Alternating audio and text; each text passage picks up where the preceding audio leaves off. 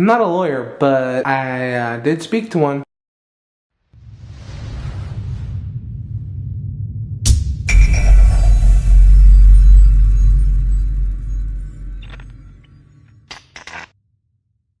What do you get when you have two programmers in the same room? A code fight. Yeah, that's exactly what's going on right now. If you're not familiar with an application that I've talked about in the past called WordPress, and you probably are because it's really popular, it's a blogging software, content management piece of software that you install on your web server, and you can have a blog. And there are a number of plugins and themes, and that's what we're going to be talking about right now. Themes are the most important thing. So there's a number of themes out there that are either free or paid, and all of them except one fall under the GPL license agreement.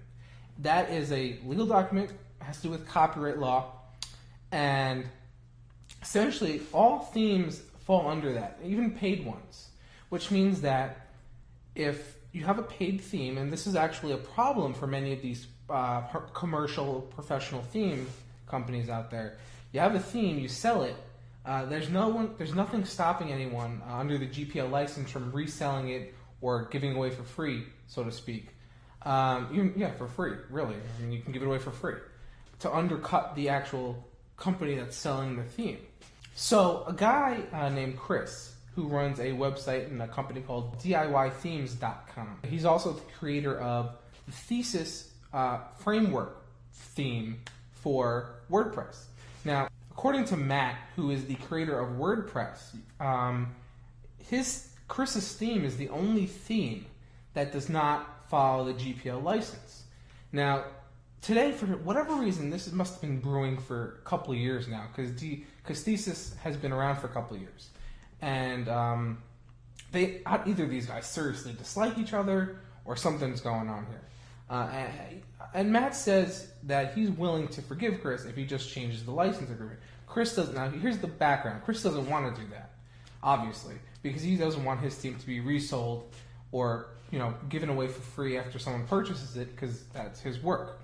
Now, the problem here is, I think, and I've spoken to a lawyer about this, and this is the information that I was provided with, and I'm relaying it to you, so don't take this as it came straight from the lawyer. I didn't write this down, but this is what I got. This is my impression. Now, a theme, according to WordPress, is considered a derivative work of WordPress itself. That's according to WordPress, which means under copyright law that it has under the GPL license that WordPress is under, means all derivative works have to be under that license as well. Here's what Chris is saying. First of all, he doesn't want to do that, which, if this is the law, it doesn't really matter. He'd have to do it. Now, here's what gets interesting, though. Chris is saying, or at least I believe what he's saying, I don't want to put words in his mouth, but what I think he's saying is he's made a number of modifications to the Thesis framework. It's not even really a theme, it's a building block for developers, really, to create highly customized themes with great SEO and things like that. So what he's saying is, it's highly modified, it's not a derivative work, it's completely independent. It's completely independent, except it depends on WordPress, which is fine. Under the law, as far as I know, as far as I understand, from what I've been told by a lawyer and also from reading, that just because it's dependent on something does not mean it's infringing the copyright if it's not following the license agreement. Now, let me break this down a little bit better. So let's say, this is an actual case, by the way, that I read about. Nintendo sued some company who made this thing called Game Genie. You might have heard of it. It enhanced games, made them have cheats and things like that you couldn't otherwise get. Now, it required that you plug the game into this, kind of like Game Shark. I had that when I was a kid. It enabled all these cheats and things like that. Really, really cool. So how did it work? You plugged it into the console, like that, and then you plugged the game in on top, and it would connect. Or sometimes it would be the other way around. It doesn't really matter. Then it enabled all these cheats and extra things that you wouldn't get otherwise. So Nintendo sued this company who made it. Bottom line is Nintendo lost. The reason is it's not a derivative work. A derivative work has to actually include the modified changes and the actual code, from what I understand, itself, or at least a significant amount of it that it makes it quite apparent that it actually is a derivative work.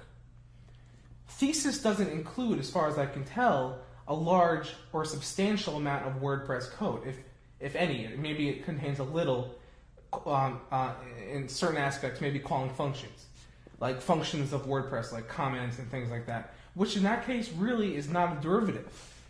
Because if it were a true derivative work, and this is where I really think, I believe that WordPress is just, well, being silly about it, for lack of a better word. If it was a true derivative work, if Thesis was a true derivative work, it would be able to function by itself, right? Now, I know that sounds weird, right?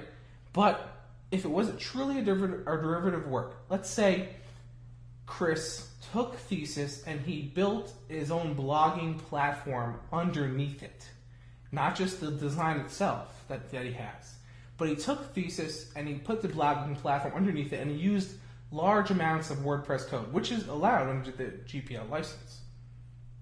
But then he sold it and didn't put it under the GPL license. That would be a copyright infringement, in my opinion. Again, I'm not a lawyer, but in my opinion, and that's what I understand, as far as I understand, that would be infringing on the license itself. Now, people are going apeshit on Twitter right now, excuse my language, over this.